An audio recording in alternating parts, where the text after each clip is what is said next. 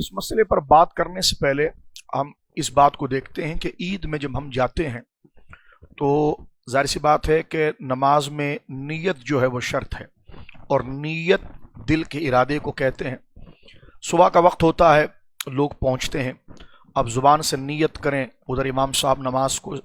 Start कर चुके होते हैं, शुरू कर देते हैं, कुछ तकबीरें वो पहले कह देते हैं, हम पीछे रह जाते हैं। तो मैं अपने दोस्तों से ये अर्ज़ करूँगा, अपने भाइयों से,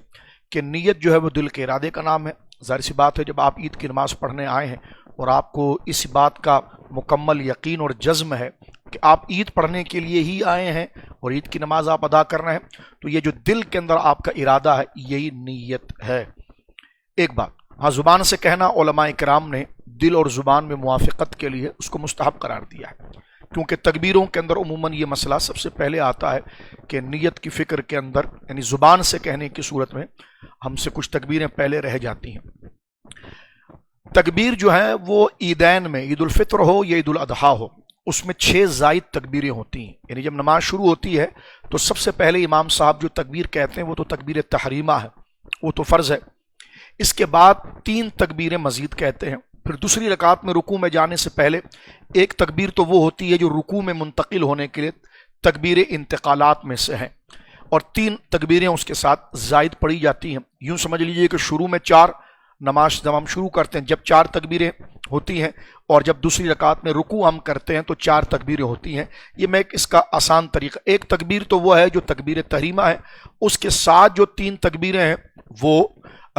तकबीर इंतकालात हैं, तो तरतीब के एतबार से वो 4 तकबीरें बन जाती हैं। पहली तकबीर फ़र्ज़ है और बाकिया 3 तकबीरें वाजिब हैं। इसी तरह जो है वो रुकू के अंदर हम 4 तकबीरें लेते हैं, जिसमें से एक तकबीर तकबीर इंतकालात में से है जो रुकू में जाने की तकबीर है, और 3 तकबीरें जो है वो ज़ायद होती है कि जिसमें हाथों को कानों तक उठाकर गोया कि तकबीर कही जाती है। अब ये सवाल कि अगर इमाम साहब से तकबीर ज़ायद इन 3 और 3 यानी 6 तकबीरों में से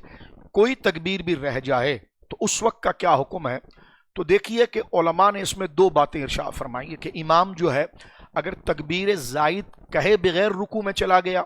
तो उसको चाहिए कि रुकू के अंदर ही जितनी तकबीरें रह गई हैं वो तकबीरें रुकू के अंदर वो कह दे, यानी अल्लाहु अकबर अल्लाहु अकबर अल्लाहु अकबर, उसके बाद वो रुकू की तस्बीह को पढ़ ले। अगर रुकू में भी नहीं पढ़ सका और खड़ा हो गया तो उस वक्त वो 3 तकबीरों को दोहरा ले। लेकिन अगर ये दोनों मामला उससे निकल गया और कोई घबराहट या परेशानी की सूरत रही, और उसमें ख़ास तौर पर लोग क्योंकि कम इल्म होते हैं और वो फितना फसादात के हवाले से ज़्यादा शोर मचाते हैं, तो उस सूरत के अंदर उलमा ने इस मसले को लिखा है कि जुमा और ईदैन में जब मजमा कसीर हो और बड़ा हो तो फितना और फसाद से बचने के लिए सजदा सह जो वाजिब रह गया है तकबीर ज़ायद का, तो सजदा सह जो है वो तर्क किया जा सकता है, और इमाम पर सजदा सह करना गोया के लाजिम नहीं रहता। अगर वो फितना फसाद और अम्बुआ कसीर और मजमा कसीर की वजह से अगर वो फितना फसाद से बचते हुए सजदा सह को तर्क कर दे तो नमाज उसकी दुरुस्त है और वह अदा हो जाएगी, क्योंकि 3 तकबीरें अब ये एक मसला ये भी सुन लीजिए, अगर रुकू में उसने 3 तकबीरें कही हैं या रुकू से खड़े होकर कही हैं, इन दोनों सूरतों में क्योंकि जो उसका महल था, जो जगह जहां तकबीर कहनी थी वो छूट गई,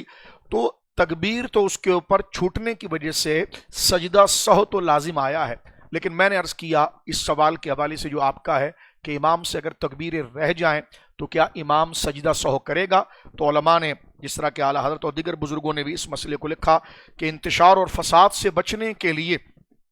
अगर सजदा सह को तर्क करता है तो तर्क किया जा सकता है और उसकी नमाज जो है बदस्तूर हो जाएगी।